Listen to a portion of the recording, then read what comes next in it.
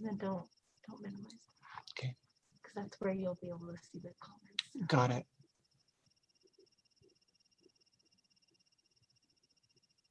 So leave that screen up. I would, just off. Like that.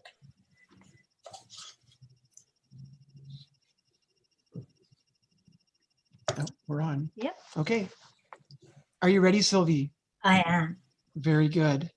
Welcome, everyone. My name is Melissa. I am the manager and music director here at Sundance Books and Music. And we are doing a very special event today with our good friend Sylvie Simmons. Welcome, Sylvie.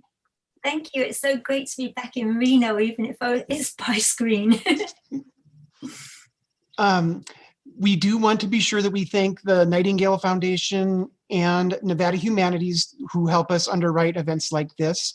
Welcome to everybody to this event. And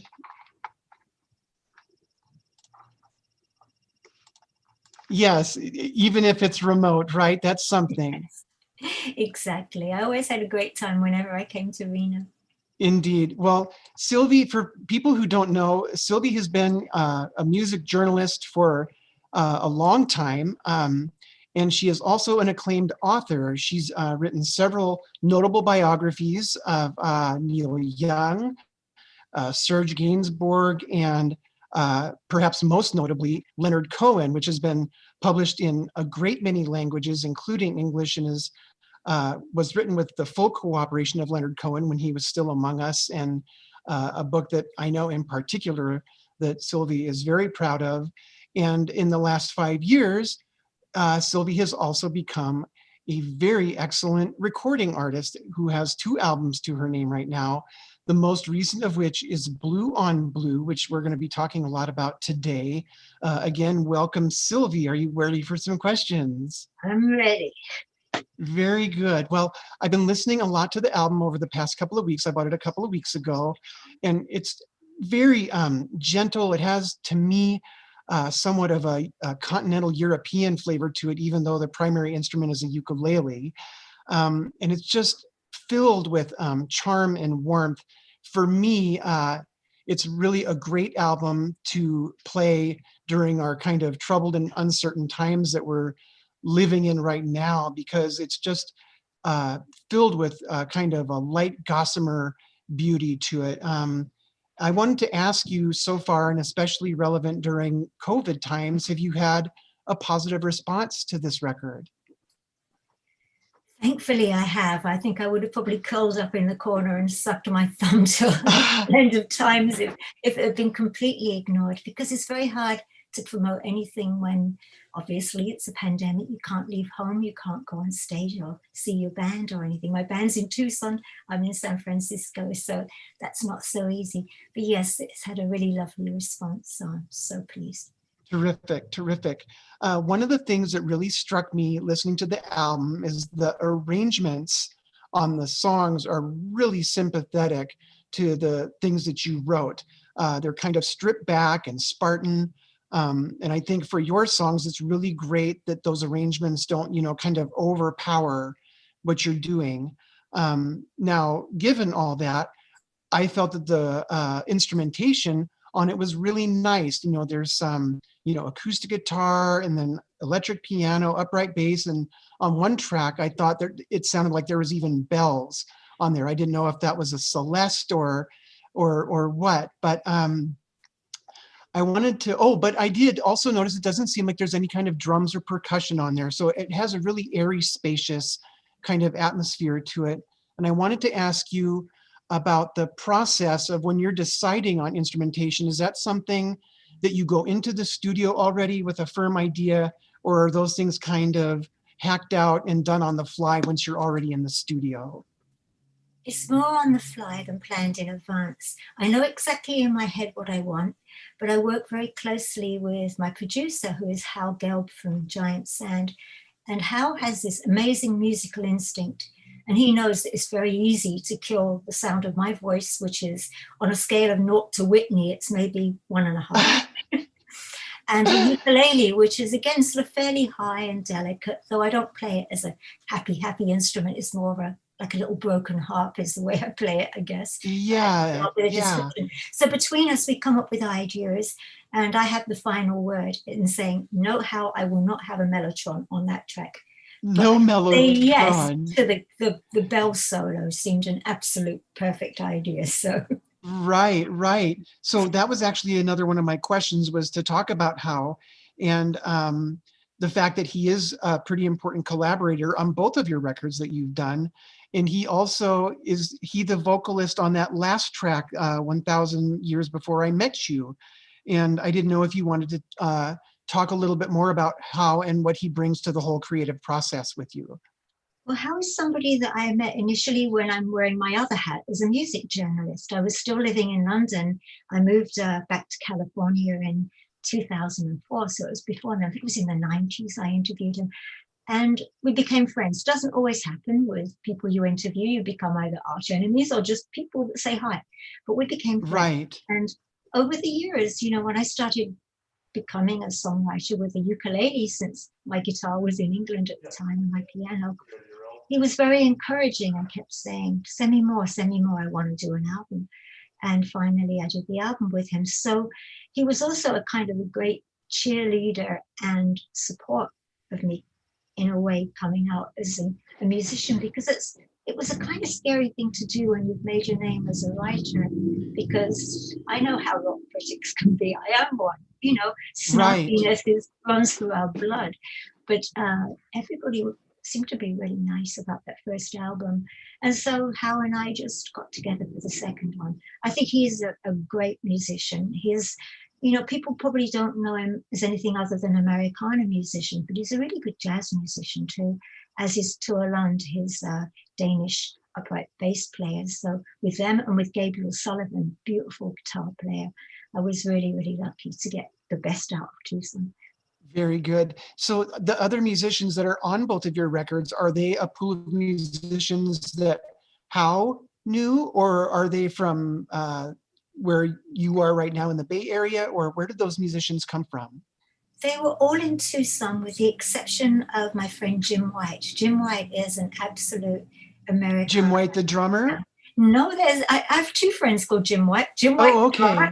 With Nick Cave, and Jim White, the guy from Georgia who came out with an album called In Search of Long-Eyed Jesus. Oh, yes, that Jim White. In fact, he just put a record out not too long ago as well. Mm-hmm, which is brilliant. And he and I went on tour together and became friends. And he played a piece of a little lovely little kind of bit of, I guess it is percussion, bells, some tiny bells, and a little uke intro, because I'd had an accident and I couldn't replay that piece. It was a bit too complex. Very good. Well, that actually brings us, that segues very nicely into another question that I had, which is we had talked, and this record had kind of a troubled gestation for reasons that really have nothing to do with your sort of typical rock star, you know, second album sophomore slump. You had actually a really severe accident that necessitated several rounds of surgery, and it was a real possibility that you would never be able to play the ukulele again. Can you tell us more about those difficulties that led up to the recording of Blue on Blue? Yeah, it couldn't have got much worse, really. We had a first day in the studio that was just wonderful, except for when Hal came to pick me up in his car. It blew a tire on the way to the studio. He didn't have a spare. It was a Sunday. It was a long, involved story. So we only had a few hours in the studio. And we managed to put about 5 songs down, first takes, some of which are on the album. That same night, I had an accident and broke a whole lot of bones. And then it went downhill from there. There was some weird complication that kind of got involved. So it took me probably another year and a half to get the hand moving again. My left hand, my poor old foot hand, which now looks like a regular hand, but you know, I should start selling photos of the kind of horror shows that it was at some point. But it's all back now, but it took a lot of work, a lot of friends looking after me, and a lot of time.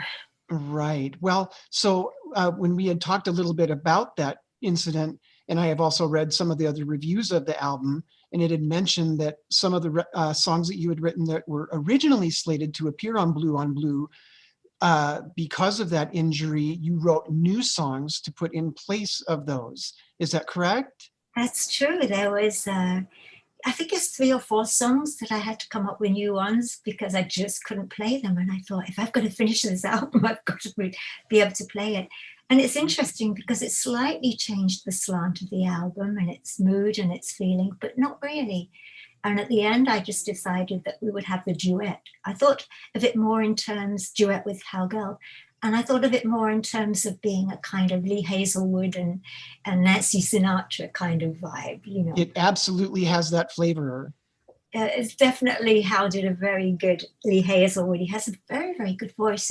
To me, it sounds a little bit like kind of Lou Reed, but a pleasant Lou Reed. Right. You know, a warm-hearted Lou Reed. There is that creature, and it's Hal Gelb. But he's also got that sardonic nature that kind of fits in with the sort of duet it was, where we're each trying to be tougher than the other.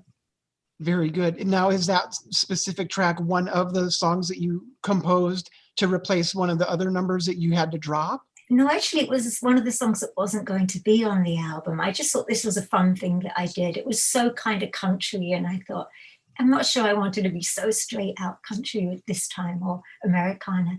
And I thought, let's try it. And we did it all in one take. And suddenly the guys from Tucson became Nashville Cats. It just sounded like they've been doing that stuff for years. Very adaptable, it sounds like. Oh, wonderful.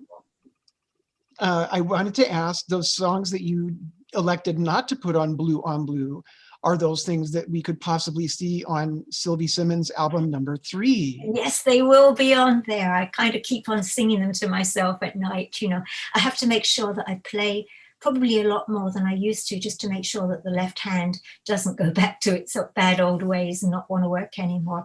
So I usually practice those songs or go through them every night to make sure that those ones that would have been on the album are ready for the new one. And I've written some new ones as well. And do you have plans to start recording that third album, or is that a ways off? I would imagine it will be at least a year off. I think that these days, you know, record labels are finding it very hard to make a living out of anybody who isn't, you know, at the very top rank of the majors. And so they probably prefer a little larger gap in between, but I don't know. They may get in touch with me afterwards and say, what are you talking about? We'll do it next summer, in which case I'll be ready. Indeed. Well, this is actually a good segue into another question that I had, which was your first record was on the Light in the Attic label, which primarily deals with archival releases and reissues and so on. And your record was an outlier. It was, I think, the only record to date that they've ever released that was a brand new album at that time. But your new record is on Compass Records. And I didn't know if you wanted to talk about why you made that change from Light in the Attic to Compass. Well, it was made initially reluctantly, though this is before I got to know Compass and really, really loved them. But I really loved Light in the Attic. What a great label they were. And as you say, they put out all these reissues. But at one point, it was so funny how they even got to hear my album. I'd sent some of the rough mixes to a friend of mine, a music journalist in LA, who was a big kind of supporter. And it was on in the background when he got a call from the head of Light in the Attic. And he said, what is that album? It sounds like some obscure thing from the 60s in England. And he said, no, that's my friend Sylvie Simmons. He said, the writer?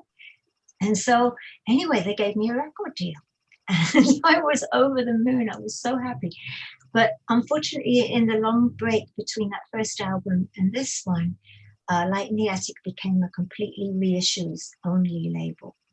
And so I had to look for another label. That took me quite some time. And I found Compass, they found me, and I'm just so grateful. They're a great label out of Nashville. I've not been able to visit because of the pandemic, but can't wait to see them. And they've got this great back catalogue of kind of Irish folk stuff that's really good, and I can't wait. Yes, and their roster has a lot of very interesting artists, so I think that you have found a good home with them. Oh, I love them. So I didn't want to leave Light in the Attic. You know, I almost said to them, if I put it out myself for a week and then give it to you as a reissue. But, you know, that's the only way that they can make their living now. And I'm really grateful for them being there for the first time, and really happy that I've got Compass for the second one. That's fantastic. Earlier, when we first started talking, I was talking about what a beautiful record Blue on Blue is, and how gentle it is. But that's deceptive in a way, because the lyrics on the songs have a lot of imagery that kind of contrasts with the kind of easygoing feel of the music. Just even on the first track, Keep Dancing, there's a reference to a barefoot man dancing on broken glass, and dirty cigarette ends and dog shit.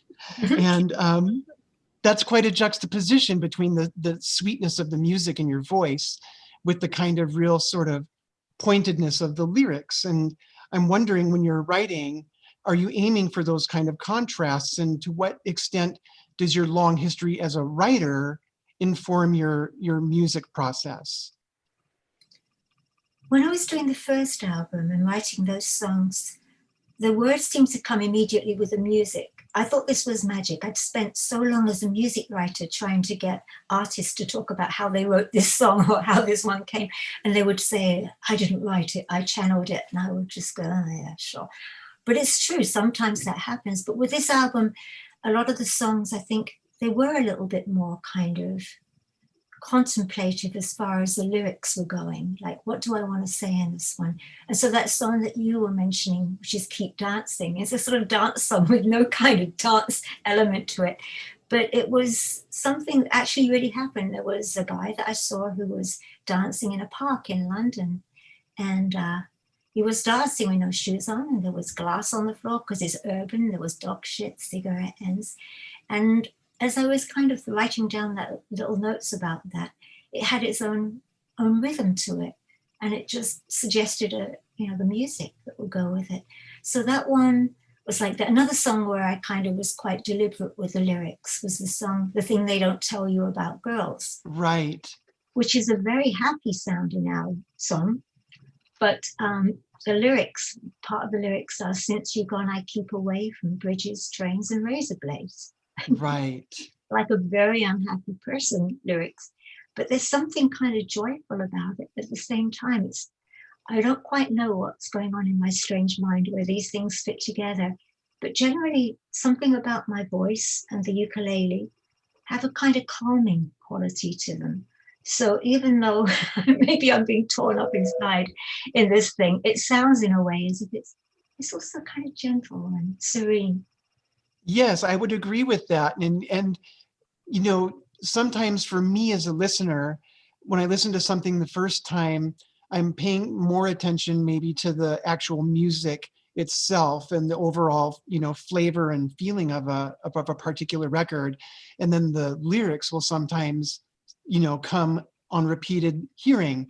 And so when I'm, on those second and third listens of something, and I hear something like your album that has the kind of lyrics that we're talking about, you have almost do a double take and, oh, was that right? Did I hear that?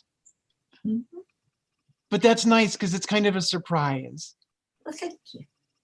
I wanted to ask another question about inspiration and the things that inform your writing and kind of help you get going.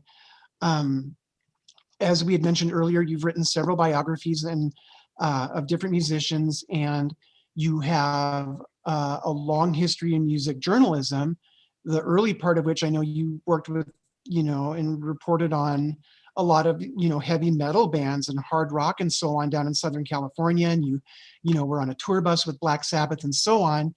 And, you've evolved into where you're at now with the kind of things that you're writing and covering. And, you have the frequent Americana byline that you do in Mojo almost every month and are a frequent contributor there. Does that in any way feed into your songwriting? And who would you say are your inspirations for your own writing in that area? I'm usually good at answering questions about what my music is like, but the thing about inspiration, I don't really know. I kind of read a lot of reviews of my own stuff, you want to know what people are saying. A lot of people have said Marianne Faithfull. No, I don't have a voice down there, but no. I mean, I love her music, and so it's possible that that's sort of bled in. And quite a lot of people have said like a female Leonard Cohen, which It's kind of a little shocking. Another deep voiced person, and I'm the opposite scale to that. But I think that, again, Leonard Cohen's music, I was listening since I was a kid, living at home with my mum and dad, and listening to his first album on my little portable record player in my bedroom. So probably over all of those decades, that music has completely sort of gone inside me. I don't really know. I mean, the songs seem to, the melodies just seem to write themselves. If I'm just sitting there with the ukulele, somehow my fingers sort of decide what they want to do. And they come up with all sorts of strange chord changes. I wish they wouldn't. I wish they gave me easier chords to play. Sure. That comes up. So I don't really know. There's no actual thing of where I think this reminds me of somebody, or I want it to sound Americana. It's just sounds kind of like, I guess, all of my, entire life spent in music, which it has been. Right, right. Well, you are kind enough to accept a friend request on Facebook for me. And so I get to see all your posts, which have, strangely enough, a lot of music content. And so your passion for music is definitely beyond any kind of question. With regards to Leonard Cohen, I would say definitely the honesty of your music and the honesty of your lyrics mirrors Cohen's, even if it doesn't, per se sound like Leonard's work. Mm-hmm. I mean, I'm certainly not fight any kind of comparison to Leonard Cohen. To me, it's just wonderful. But when I did that book, I went on the road for about a year with my book and with my ukulele, playing Leonard Cohen songs as a kind of human Leonard Cohen jukebox. It took on a life of its own, that tour. It started out just in a few bookshops and everything. And I did it because I thought I would be shyer actually kind of reading from a book and answering questions than I would be playing his songs, because people get very quiet when you play a ukulele, especially if you're playing a Leonard Cohen song. So I did that. And again, maybe that those songs did sink even deeper because I started playing them on the instrument that became now my instrument of choice. I rarely play a guitar now. I can't really play the piano because my left hand still won't stretch. Right, yeah, to get the spread that you need. Yeah. I know that when your first album came out, Leonard was still among us. And I don't know, did he pass any comment or give you any kind of feedback on your record? It's so funny. I stayed in touch with Leonard after the book. It's not, I don't live in the same town, so I didn't go and knock on the door every morning and have him make me breakfast or anything. But we did chat and we had some lovely conversations. But I guess it's because I'm so English and he's so Canadian. We both kept off of certain subjects. And one of the things, I never asked him about the book and what he thought of it. He never sort of said what he thought of it at the time. I got it via his son and various other people, what he thought of it. And thankfully it was good. But it was one of those things where it would be a bit embarrassing for a Brit to kind of say, hey, I'm doing this thing. Can you listen to it and say something nice about it? It's one of those awkward conversations. So we always managed to talk about just about everything but the book and my album. Your album.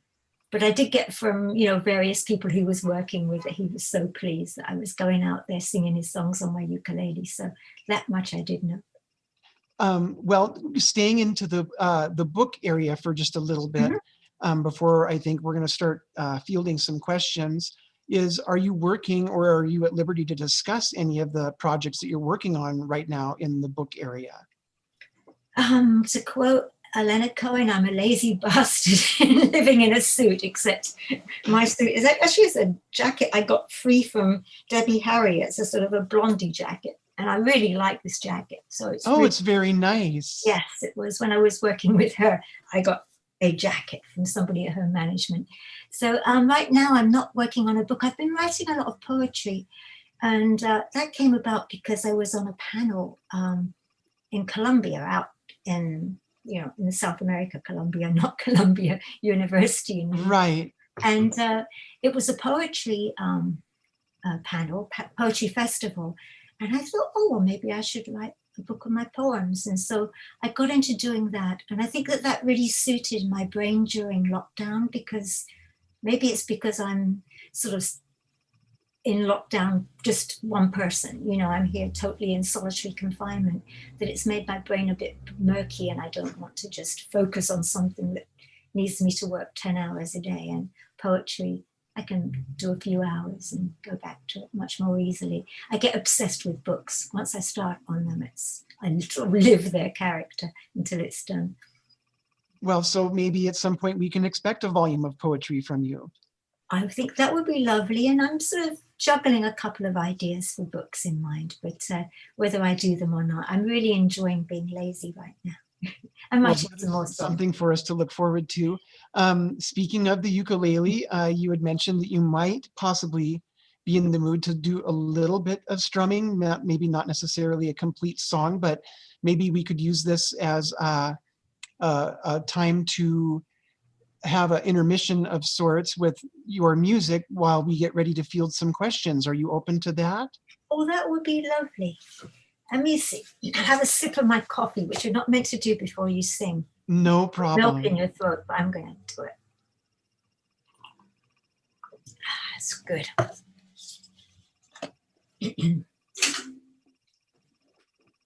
Maybe I'll do a song, a little bit of a song off the first album, just because. Lovely. Thank you.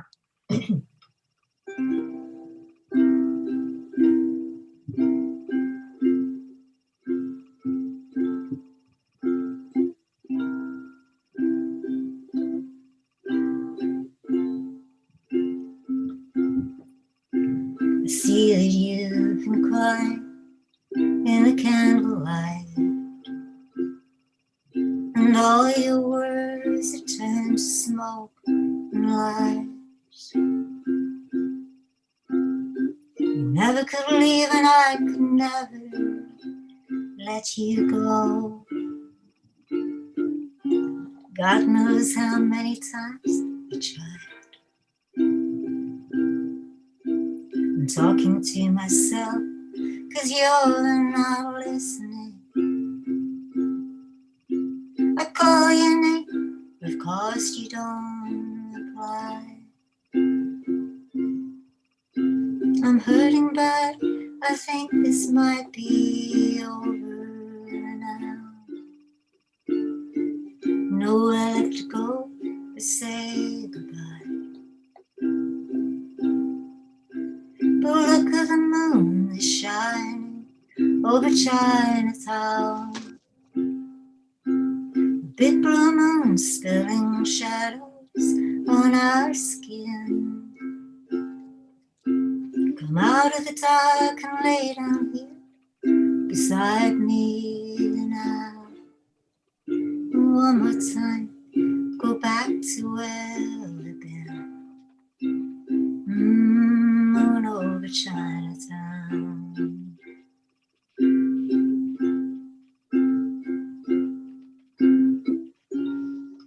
I stopped believing in tomorrow, and yesterdays can only fade and die. So love me tonight before you leave me. Tear inside my heart that never dries. I look at the moon that's shining over Chinatown. Big blue moon spilling shadows on our skin. Come out of the dark and lay down here beside me now.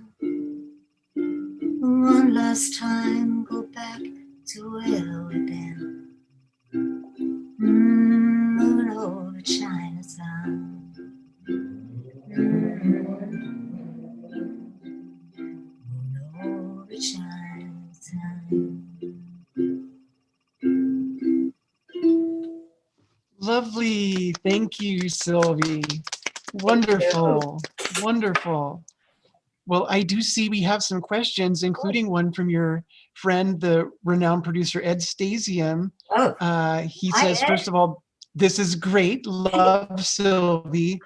And then he says, Sylvie, you've been a successful music journalist for decades. What made you decide to take the direction of a singer-songwriter? This is the hardest one in the world to answer, Ed. It just kind of happened one day. I got this ukulele. I was in San Francisco. I'd left all my stuff in England, all my instruments. And I kind of got fed up with not having an instrument to play. And I met this guy and he had a ukulele. And I thought, what a silly instrument. And he left it over at my place one night and I picked it up and I started writing songs straight away. It's the weirdest thing.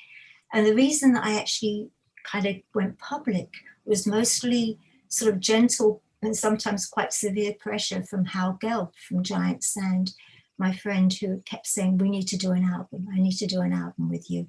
And was sort of almost like arm twisting me to send him more songs. As soon as I finished one, it was send me the next installment. So I did it and I was so nervous about it that when Light in the Attic actually announced that they were releasing it, that was the first time I mentioned to anybody I was doing it. So I thought I'd better own up that I was doing it. So once I did it, I couldn't stop. I'm now love it more than writing, really.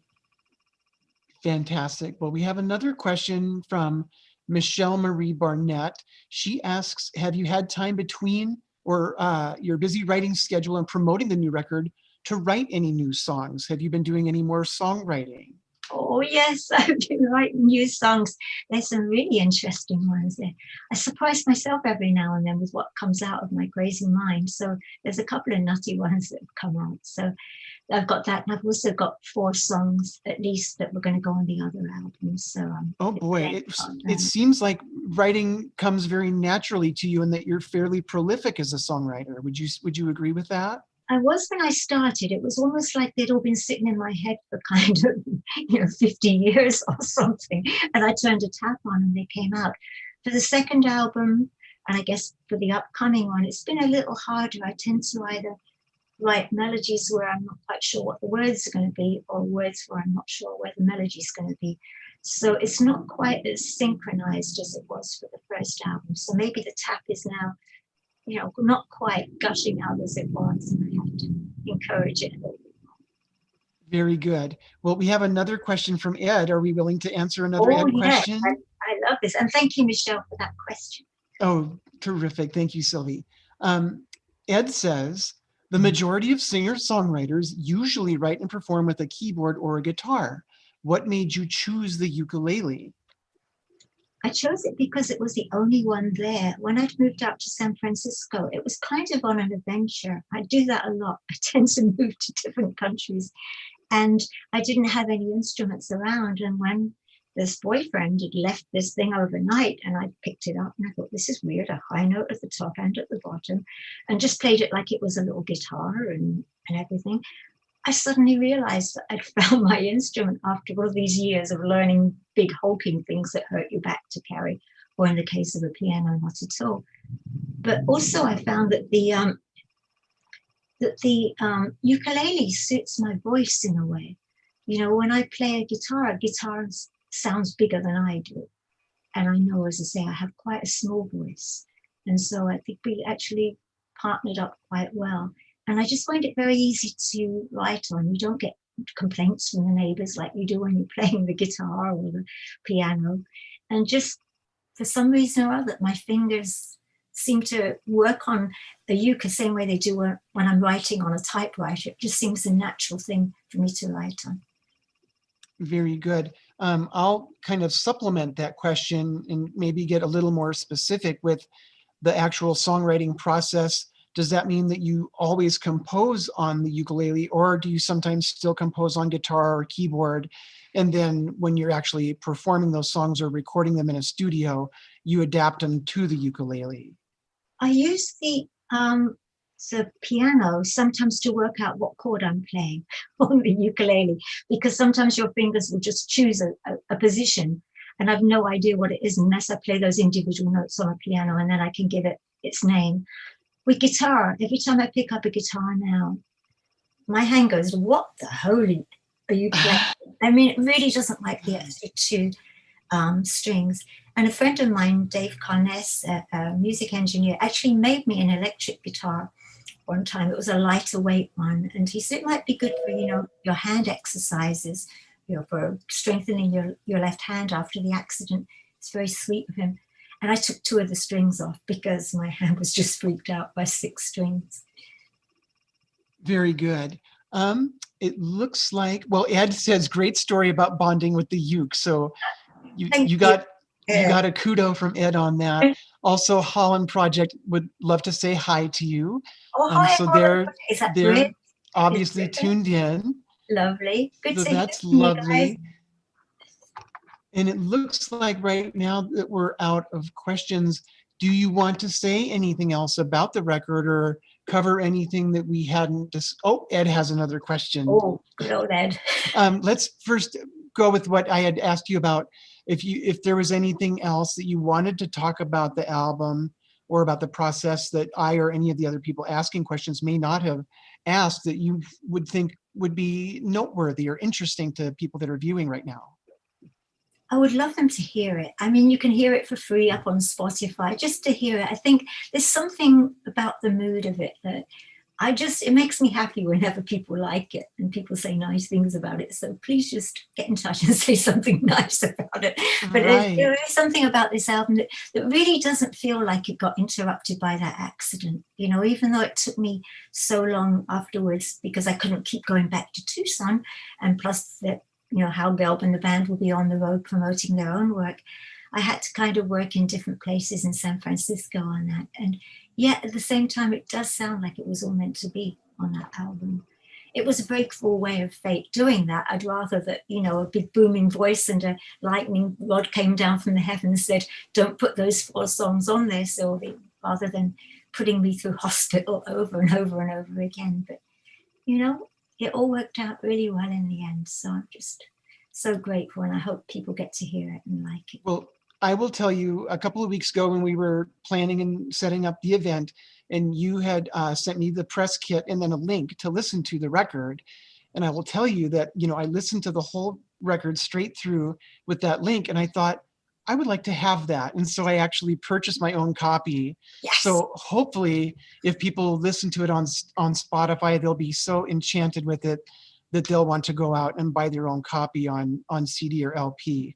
And I also love this, oh, sorry to interrupt us. So the other thing that I really like about it is the album sleeve. I mean, with my first album, I kind of was doing all of the designing and everything before the record company came along. I mean, Light in the Attic pressed up LPs in gorgeous colors and everything and made it all look so wonderful. But friends of mine were taking photos and I was trying to take a picture of myself on my iMac and I cut my head off. So I decided that would be the front cover of my first album. But this one, it was a picture of me walking down by the seaside that they turned into something that, I don't know, it makes it look like some sort of lost Burt Bacharach album from the 60s, you know, the girl paddling in the water. And I love the look of it. You know? I do too. So the title Blue on Blue, is that a nod to Dylan's Blonde on Blonde, or does that have zero to do with that? Or does it reference anything? No, it was a nod to Joni Mitchell's Blue. Ah, okay. It certainly wasn't me saying like, you know, I'm bluer than you are, girl. It was more that, you know, when I was going to be a singer-songwriter in my teens. That was my plan. I had nothing to base that on other than I played guitar. At that time, I looked quite cute and I was young and I wrote these very sad songs all in minor keys.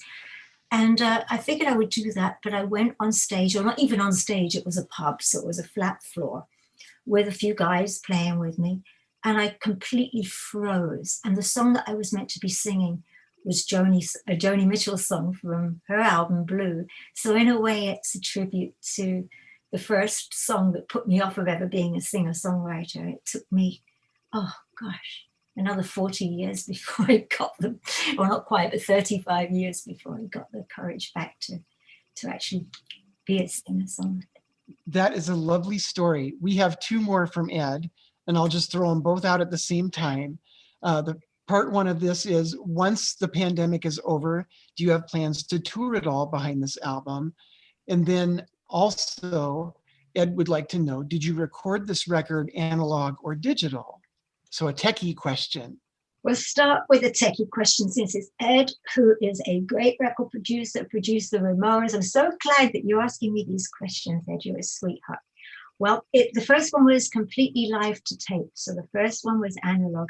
This one was digital. And I'm glad it was digital in the sense that I did have to do so much more to it, add things because of, you know, the accident after the first day, first afternoon, in fact, not even a whole day in the studio.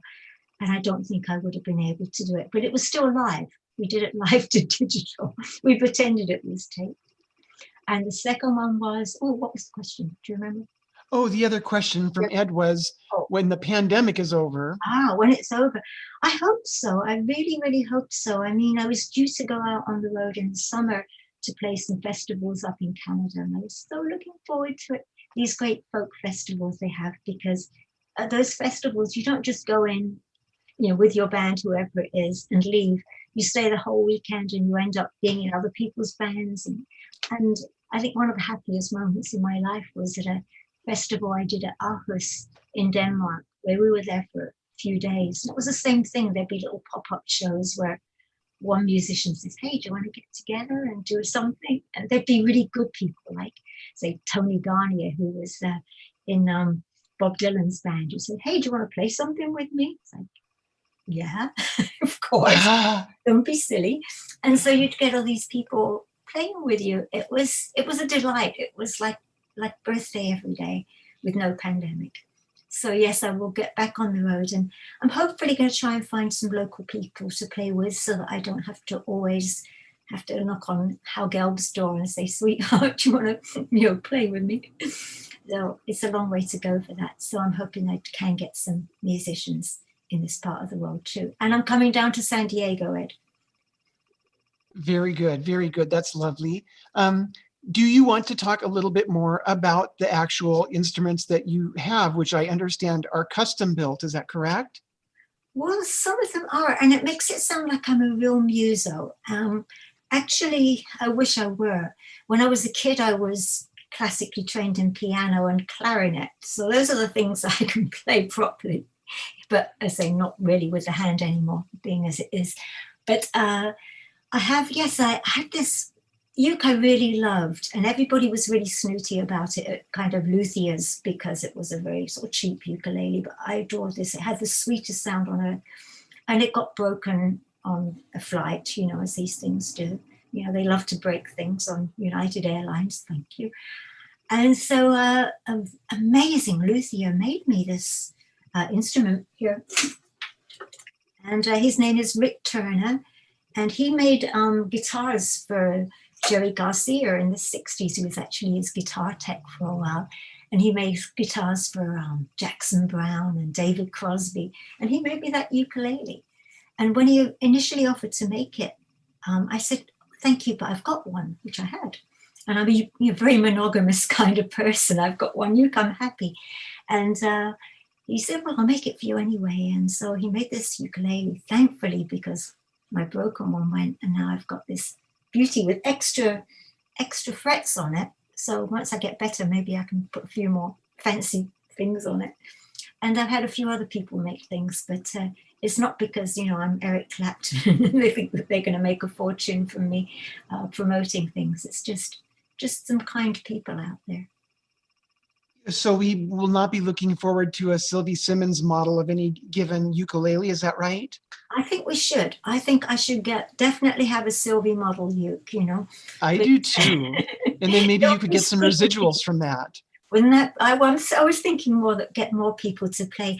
I think one of the best stories that I ever heard when I was doing interviews with people was with Tom Petty when he was still on the planet. I did a big interview with him where he was telling me about working with George Harrison and of course with Roy Orbison. And so he had said that George used to turn up and he'd open the trunk of his car and it would be full of ukuleles and he'd be handing them out to everybody. And Tom would say to him, look, you gave me one last week. And George would say, you can never have enough ukuleles. You never know when you need one. So right. I have read that story and I love it. And so I'm glad that you told it. I know that George was a huge Hoagie Carmichael fan and loved to play the ukulele. And there's something about a ukulele that really lends itself to being with friends. It's such an amiable instrument. you had remarked that it almost apologizes for itself, which I thought was a real funny way of putting that.